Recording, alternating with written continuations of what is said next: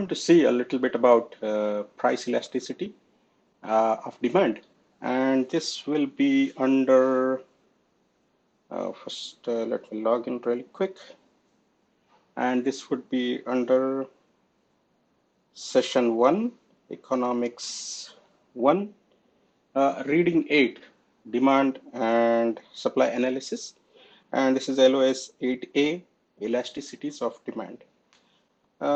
We do have some video and notes, but the focus right now is on the solved problem.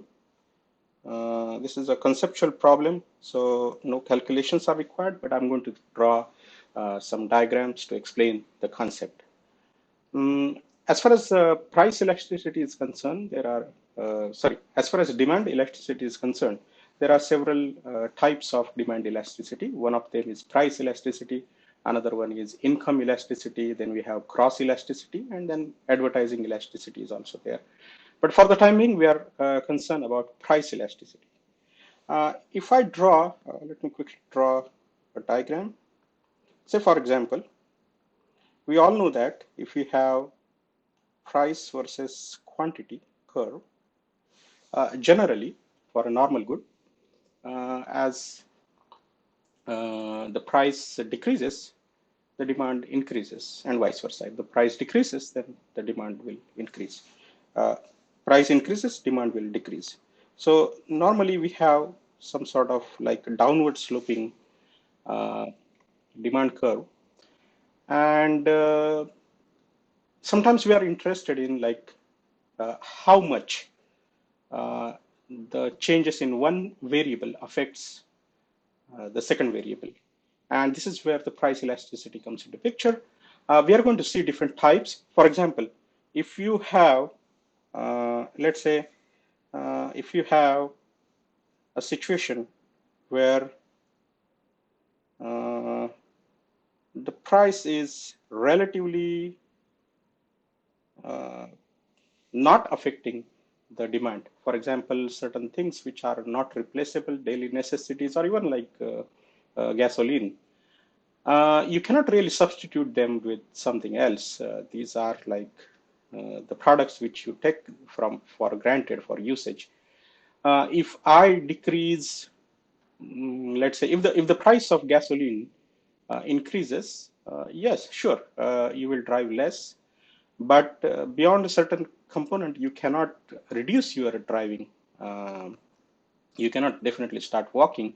So the demand is not really sensitive that much to price, and the price fluctuations, they do not affect the demand curve. So this is a little bit relatively price inelastic, where uh, fluctuations in price do not affect the demand that much, and the slope will be something like this one. As opposed to that, so this is like price and quantity. So if the price changes and the price decreases, let's say, or should I say price increases from, let's say, P1 to P2, the quantity will decrease from Q1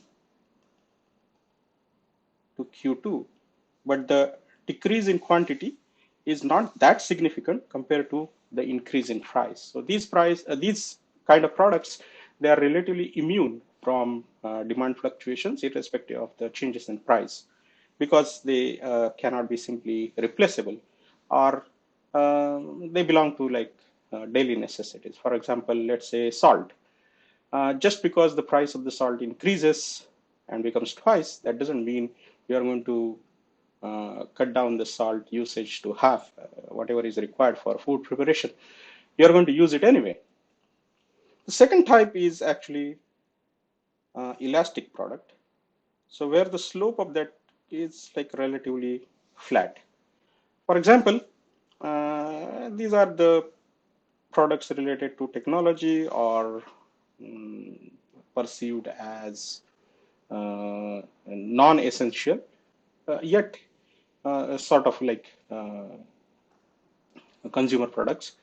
Let's say I make the price of the candy half, or I decrease the price of the candy by say 10%, and the whole town actually rushes to the supermarket to eat candy.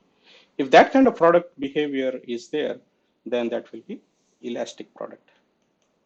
So the elastic product means a relative change. Say for example, if I decrease the price from let's say P1 to P2, as you can see, the decrease in price is not that much, but the increase in quantity is significant. And that's the meaning of like the whole town rushes to the supermarket for eating candy. If that kind of behavior is observed for a certain product, then that particular thing will be called elastic. You can have exactly 45-degree slope line. So this will be, assuming that this is a 45-degree line. So this is unitary elastic or unit elastic product. And then there will be some extreme cases. For example, you can have like a product which is like perfectly vertical.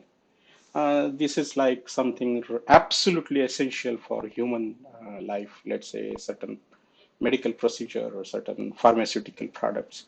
Irrespective of the price fluctuation, if the company raises the price by 100%, still the demand is fixed because like whoever needs that particular medication is going to buy it because it's like life-saving sort of thing.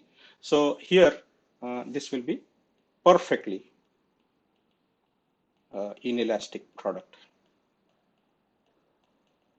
And the opposite is also true. For example, you can have uh, perfectly inelastic product also. Sorry, perfectly elastic product also. That means the relative small change totally dominates the quantity. Uh, and so these are the overall scenarios. Now, what we are interested here, if it is price elastic, so that means let's say like this one. Let's see. You can pause the video and go through the problem description if you want. If demand is price elastic, 1% decrease. First of all these curves are downward sloping because normally the price increases, the quantity decreases.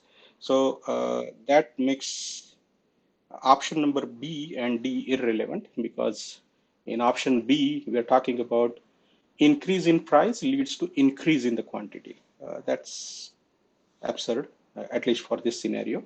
And even in D, 1% decrease in the price leads to decrease in the quantity. Again, that's not true because that indicates positive slope, which is not the case. All the graphs which I have shown actually are downward sloping. Option C is also irrelevant because it's talking about the supply curve and we are talking about demand curve. Um, so let's see option A, 1% decrease in the price leads to an increase in the quantity demanded that far exceeds 1%. And that's true because like 1% decrease, so let's say this is the 1% decrease, that results in the quantity significantly that increases the quantity demanded and it exceeds 1%. So that's the correct alternative. We're going to stop here. That's all. Thank you for the time.